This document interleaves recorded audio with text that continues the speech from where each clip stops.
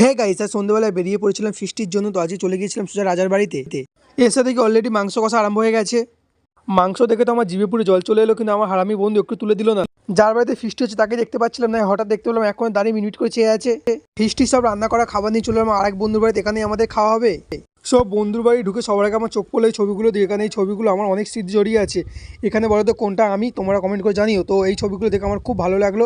তো বুঝতে পেরে গেছে আশা করি কোন ছবিটা আমি।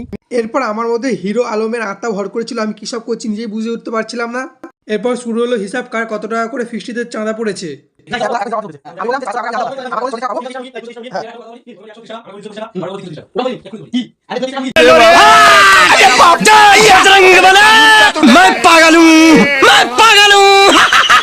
এসব হিসাব দেখে আমার মাথা তো পুরো হ্যাং করে গেছিল।